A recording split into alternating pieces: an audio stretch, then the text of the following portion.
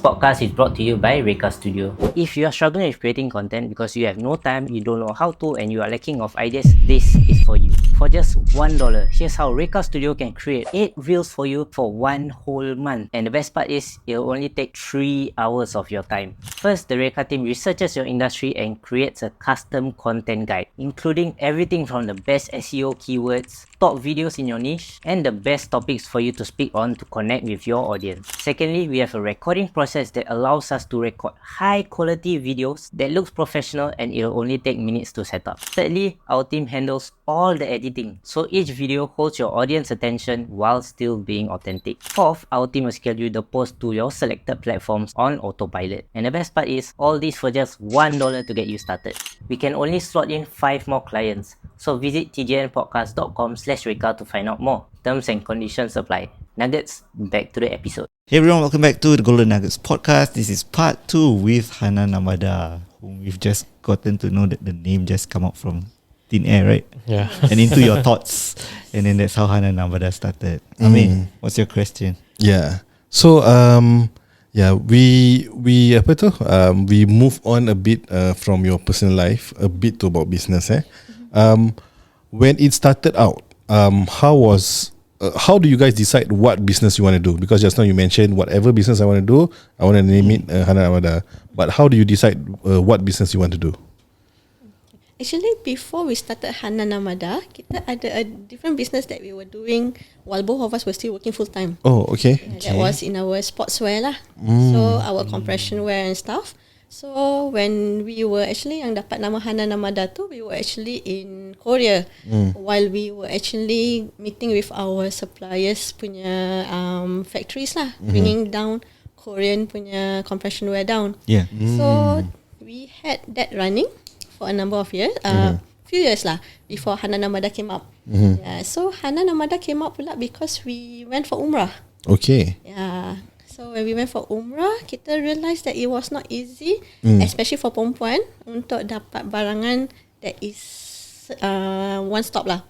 Basically macam baju putih, tudung and everything. So it was not easy to have, especially for me, I nak border with my mum. Macam sizes different and stuff like that. It's not, it's challenging lah. And then you pergi satu kedai ke satu kedai, you tend to spend a bit more. Yeah, so it macam susah in a way kan. Just to add on, at that time bila kita cari baju, so we thought that ni cukup ke atau terlebih atau berapa banyak kena bawa. Yeah. So what other things, lagi kita first timer, me and my wife. So is it enough? Is it kain ihram nak bawa 2 set ke, 3 set ke, atau satu set is enough? So we tanya our mutawif, we ask around. So they have different answers. It still depends on you. So for us, okay, so on that day we might bring barang yang terlebih, tapi tak digunakan kat sana. So we thought that how can we help, with this experience or these difficulties that we face, we can share and we can try to help them solve this problem. Macam tadi my wife mention, pergi satu kedai tu satu kedai.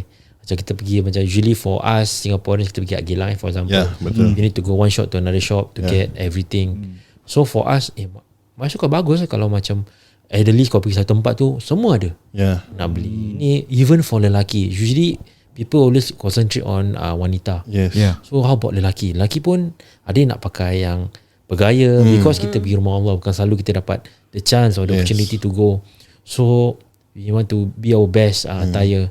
So and also the things like kita miss out, for example for lelaki, cream to mate.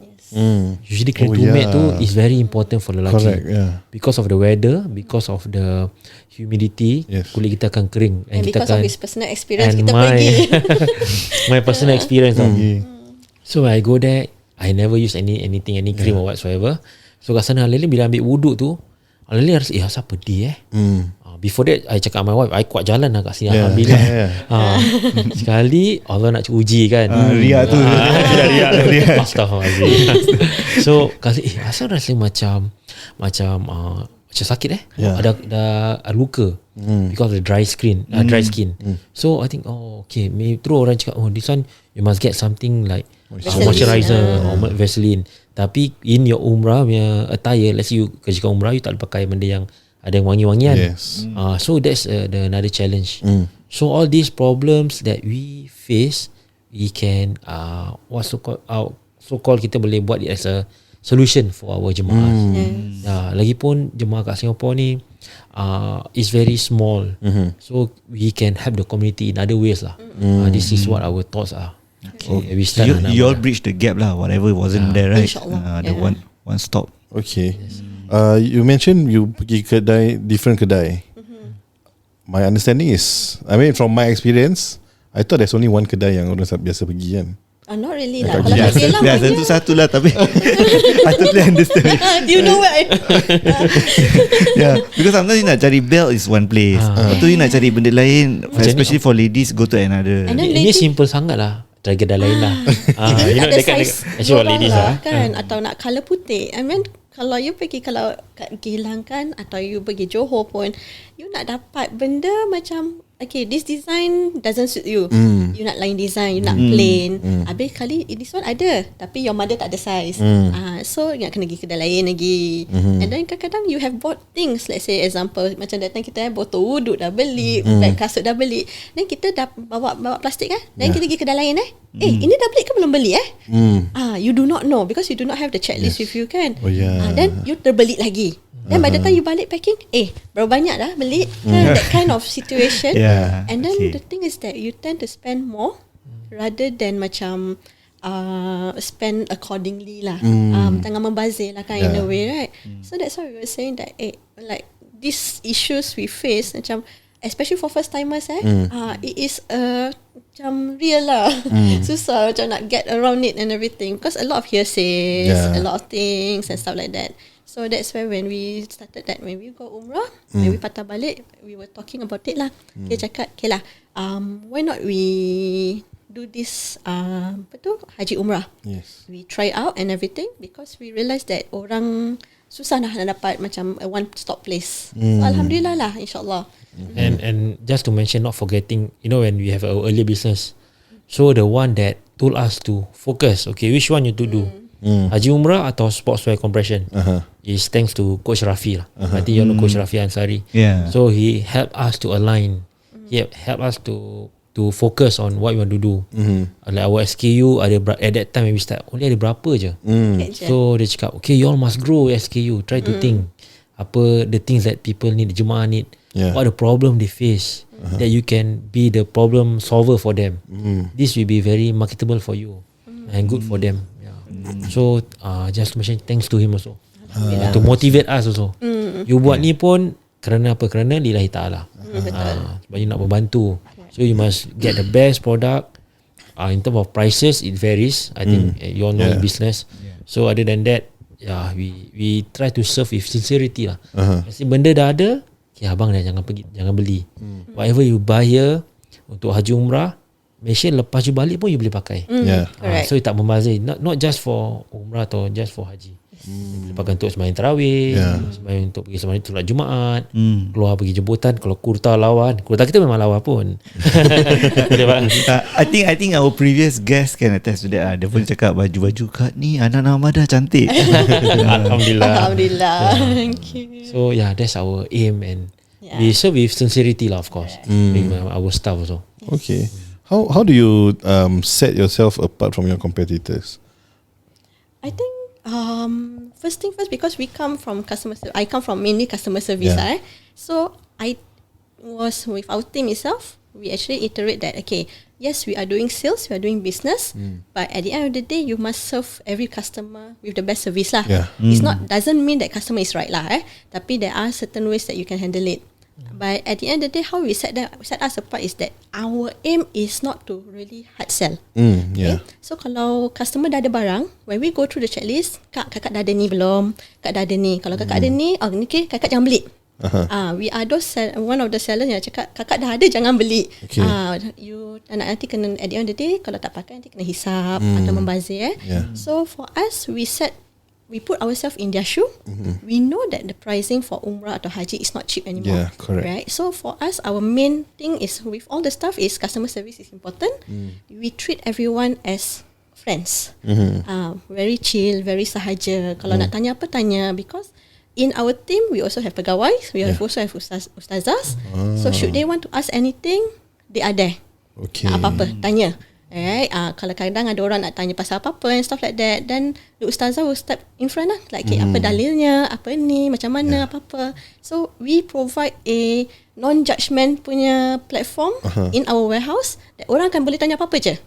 Especially for first timers ni boleh tak kak boleh pakai kasut ke kat dalam, boleh pakai ni ke, so that kind of small things that people are not aware of. Macam kadang-kadang orang tanya, especially perempuan macam mana tu nak buat wuduk wajib kalau masa tawaf dah batal. So our side will tend to teach them lah. So we are not purely selling, but we are trying to be there for them. So that set us apart lah. And of course for our team, whoever join us, is the first thing we say is that you kerja kerana lillahi ta'ala, you tawakal, kita berniaga, rezeki di tangan Allah. So kita berniaga ni kerana Allah Ta'ala, kita kerja kerana lillahi ta'ala, membantu jemaah. So we set that foundation. Okay. Yeah, with everyone. And when my wife mentioned, so that's the touch of difference that I not say lain tak ada, maybe that's what we are best in lah. So when you see kalau kita ada staff, satu group datang, so one orang akan attend to particular group. Whatever they cari, whatever they ask, we try to advise accordingly. Okay. For guys, they will come to me. Kita tak kira youngster ke, although we might look young, macam orang akan give us that look macam ni betul ke tahu pasal ni. Some we know, some we are not unsure. We can always refer back to our ustazah or ustaz or our mutawif. Alhamdulillah, we still keep contact with our mutawif. The first time we went to Umrah, so he's always be there when we have questions and anything we always ask him lah. Dan kalau benda ni boleh buat sah ketika ihram ke tidak. So kalau macam kita baru start there are this ihram yang ada jahitan dengan tali pinggang sekali. So for us boleh ke? For us tak boleh kan, tapi just to get we know that it cannot. But just to get kesahihan, we will ask him, then he will ask the Ustaz Singapore, Ustaz Madinah, Ustaz Mekah, to get the 3 levels. Okay, tak boleh. Kalau boleh, then he will say date ni boleh date. Okay, you can go ahead. So we have that kind of, alhamdulillah lah, the support lah. Yeah, because I mean when we talk about ihram, sometimes when we are there, kita actually nampak some other people from some other countries, diorangnya ihram lain macam. Betul. Yeah. So I think like somehow some people got inspiration, then they also want the same thing kan. Yes. So my next question is apa tu, like you guys have been there so far, alhamdulillah, berapa kali? Only once. Only once. Correct. So as years goes by, there are more things that kind of become trendy kat sana untuk orang bawa. How do you keep up with that? Macam the neck punya fan. Yes. I think of course macam those electronics and stuff like that, of course we do have it, especially musim haji. Tapi when it comes to baju lah, Baju especially baju ladies is like kadang-kadang it is a bit okay, we always have this meeting with our staff and then the ustazah. It's like niat kita, because sometimes whereby not to pass any remarks and apa lah, nothing bad, tapi kadang-kadang niat tu kalau kita pakai terlalu flowy, terlalu apa-apa benda, is it Sharia compliant? Kalau ia get attention of people, is it correct? And if it's not correct, you don't bring in. No matter how trendy it can be, because it will run away from our principles to be Sharia compliant lah. So that's why our pakaian is always very subtle, very simple and stuff like that. Tapi of course, alhamdulillah, if let's say there are others yang macam memang pakai glitteries and stuff like that, itu alhamdulillah, that's their choice lah. Tapi for us, we always have this round table meeting ramai-ramai. It's like, okay, boleh bawa tak boleh bawa, boleh bawa tak boleh bawa. Macam the technology pula, jadi cakap the neck fan. You also insyaAllah bringing in other things lah. Other things, those electronics that they might need during their umrah or their haji. We also always macam tengok the trend nowadays orang pergi umrah, but importantly tak melanggar syariah lah. That's our thing. Okay. Okay, so recently I saw a video pasal it was quite a trend, orang bawa the spray untuk ambil wudu kan. But recently I saw a video of someone, I think in Malaysia or something, dia cakap actually just ambil wudu using that is not enough. because you need to make sure it flows. Mengalir. Yeah. Correct. So and I think it's quite common for a lot of shops to be selling this spray untuk wudu. And what are your thoughts on this? And are you still carrying this product? Okay, for us, our wuduk spray is actually yang the typical yang wuduk spray. So dia ada cara-cara menggunakannya. So it has to flow down. So the mist punya kita tak ada. Okay. We don't bring the mist punya because the mist punya you won't get the flow that much. Air tu tak cukup. Yeah, tak it's very cukup. light. It's very light. Habis dia spread out kan. Yes. So dia tidak dia punya hukum dia tak sampai lah kan. So cannot lah. So whatever that we feel syawak sangka we don't bring in. Okay. Seperti macam lelaki ada kuf, wanita ada pakai kasut tawaf kuf, we pass through all the ustazah, our other ustaz and everything. Kita ended up not bringing in because kita takut lelaki terlepas pandang, ingat masa ihram diorang boleh pakai. Jadi tak boleh. Yeah, boleh. because Barefooted. it's Mesti nampak kaki diorang. So walaupun certain people will say that kita tukang jual sebagai the channel aja, kita dah jual, tanggungjawab kita dah habis, tapi kerana kita membawanya, people may think that it's okay. Kan? Jadi whatever we think that cannot, we won't bring in lah. We also don't want to create that confusion to our jemaah also. Especially first timer. So for us, okay, we try not to bring. Kalau kita bawa masuk nanti diorang ingat boleh pakai. So might as well kita jangan masuk, kita bawa masuk apa yang wajib, yang betul kita very clear, kita bawa masuk barang. Correct. Okay. I just want to check with you because macam kalau kita dah dekat sana Mekah, then after that we will have to wear our footwear kan, just to go to the masjid, then after that we will take it off. Yes. Do you guys have those macam very light footwear for those kind, bukan time ihram but it's lepas? Tak kasut macam orang panggil kasut haji, selipar haji kan. Yes, jadi boleh buka, boleh fold lagi, boleh masuk fold. bag. It's so small and thin, right? I mean, we do not have that for now because our space is, I think some of you yang dah pernah datang tempat kita is very small. But insyaAllah we That's a good idea also. Yes, insyaAllah we will bring that. And of course ada yang para jemaah haji minta kasut selipar haji for the future next year punya lah, on the way kan. Jadi there are things that we're bringing up, and we are moving to a bigger place insyaAllah, then nanti ada tempat lagi lah. So I think things like that not really urgency lah, because even for myself I dapat dari Ben Daud pun. Correct. So but this kind of feedback that we receive from customers is what we really put into consideration. Yes. Because if it benefits the jemaah, why not? So that's why it's not bad. See, I mean they willing to share, so we will work on it lah. If the price is right, the quality is right, tak menyusahkan dorang, easy to keep. And nasi libas sana kadang-kadang kita masuk pintu ni, tak semestinya kita keluar that pintu. Kita keluar pintu lain, dan kita pun tak tahu ni kat mana ni. That's why I like to keep also. So I think it's a good. pun tak ada kas selipar kat sana pun. So it's a good. So we always receive feedbacks from our customers, and good lah. It's a good feedback from it yang kita selalu work towards it lah. To improve. Another one yang macam our mutawif lah. She actually cakap, dekat masa musim haji nak mandi susah. So it be good to have wet wipes atau body wipes. Kat luar sana memang ada body wipes yang kat Guardian, kat Watson and everything, tapi it's scented. So Alhamdulillah this year when we brought it in, kita dah ada bath wipes that is very big.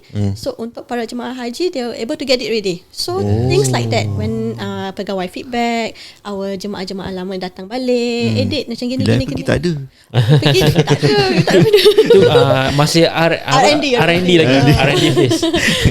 So things like that lah. It's a two-way things lah. Because like you said, kita pergi sekali. Very good So there are a lot of things that changes. Tapi Alhamdulillah macam our jemaah atau own parents yang pergi ulang-alik, and then sometimes they will also tell us, or pegawai, they will tell us like, oh, these things, we need these things lah sis. Okay, they will work on it. Tapi they do not want to sell it at their agency. They will route out back to us lah. Dan kita, then our side we busy, kita cari masa apa boleh bikin how much. Correct. Wow. So, Alhamdulillah lah. I mean, the next year kalau para haji pun datang, then we already have the bath wipes ready already. Senang kalau orang kat Minang Arafah kan, nak pergi toilet. Especially toilet part lah, especially kita pun faham, especially elderly. So they have always that wipes ready. They can just, and it's ihram friendly. The important is ihram friendly. Correct. Okay. Okay. So you guys keep mentioning about para jemaah actually share with you guys all this kan. But the thing is, like for me, I don't go back to the shop that I used to shop to communicate all this to them. Right. How do you manage to get the jemaah to share all this with you? How do you gather the feedback and Yeah. suggestions? Oh, they will come back to our Yes. booth dekat Hajj. Whenever we have Causeway Point ke Expo, they will purposely drop down. So those booth acts as a not just to sell but to get Yes. feedback also. Correct. And then they just Okay. found it. Akan pakai baju lawa sedap. Kasih gambar. Then we ask, macam mana kak okay? Then they say they feedback lah. And most importantly nanti kan, Hidayah, ni kakak bawa kawan kakak ni. Atau Hanan lah. Diorang panggil dia Hanan. Panggil Hidayah Hanan. Hanan. Dia tak tahu nama Dia penuh. tak tahu nama betul. Hanan, ni kakak bawa kawan kakak ni dia nak pergi beli, ni. Jadi baju kakak pakai lawa. Kita ngasih selesa. sejuk, selesa. You know, kita pun alhamdulillah when we receive that kind of positive feedback, kita terharu. Yeah. You know that alhamdulillah we are doing things correctly. And our customers are happy with our product. It's a blessing lah. Thank you. Yeah, so that's why we say that our customer service has to be there. Jadi orang akan ingat you, orang akan recommend you. Yeah. And then they will still keep coming back. Walaupun kadang-kadang kita ni live tak very consistent, tapi kadang-kadang masa kita live we see our regulars inside just to be there. Support lah. They show support. They just show support. And we do keep records of our customers yang purchase. So in case they want to buy, kakak dulu pernah beli, kita have their handphone number, kita key in, then we can come out apa yang dia pernah beli. Oh. I think that is important. Dan kadang-kadang kakak dah ada ni lah last year kakak beli. Tak ada lagi ke? I think it's important. Tak lah kat mana. Tak lah mana, tak muat lah. So important because continuity tu ada. For any business owner lah yang, let's say for example dia nak buka business kan. I think to keep a bit of dia punya customer data records lah especially is good. Ni Data kakak is pernah king beli lah, they dulu. say. Kau ingat kakak pernah beli ni No, sometimes these small talks this is what pull them in. Correct. Orang akan ingat. So on hindsight, at the same time, when you have like this kind of technology working for you, kan, that means you can also check who are the best customers that have made the most purchases. Areas, timing. And of course during Hari Raya, normally macam our biggest spenders, we actually have a gift. We'll send gifts to them. Like thank you for being part of us, all these years for your support, just a small gift for you kind of thing. These are the extra customer service. Yes. Who's the extra mile? So without them knowing, we'll just send them something because kita ada their details. Okay. I mean, I don't know of any of your other competitor. I mean, I only know of one of your competitor lah, kan? Yeah, who actually does this. And I think if I were to receive a token of appreciation from somewhere where I've what do you call it? Shop. Then I would really appreciate it. Alhamdulillah. I think one of the things that I really like about Hanan Amada is that you guys had the idea of putting yourself on Shopee. Yes. And then like you don't see a lot of other sellers putting. I think, but now I think dah ada kan. Dah ada. Dah quite a lot. Quite a lot. Correct. Ada lah juga. How are you keeping up with the demands or the shortages dekat Shopee? Shopee okay, especially sekarang. Or Lazada, I don't know which one. You Shopee je. Lazada tak sangat. Shopee. I mean, alhamdulillah lah because we have our best sellers product dekat Shopee. Okay, and then of course for baju and everything is always walk in atau our own website. Tapi kalau kat Shopee there's a certain ranges, so every week we will have to restock. So we have a staff that actually look through all the inventory every Monday. We have to restock everything. Lagi macam dah nak 8 kan. Shopee has all those offers kan. Offers, and they actually because we are like macam tak ramai the Muslim punya company in Singapore. Selalu kalau our trade is always Indonesia atau Malaysia punya platform sellers kan. So they have actually automatically masuk kita orang untuk 8. So there will be the discounts there as well, insyaAllah. Jadi alhamdulillah lah, we can keep track with the orders and everything lah. I have one question, but I dealt with a client who didn't want to be on Shopee because this person already has their own platform. Right. So they were like leceh lah, that kind of stuff, right? Because they have to upload one by one all over again, other than their own platform kan. Especially the delivery. Saturday. So I want to find out from you, where do you make more sales from? Is it your own website ataupun Shopee? And how can we advise this person that might as well you just put it on Shopee where everything is already there kan? True. I think it's not wrong not to be on Shopee, but it is also the best choice to be on Shopee.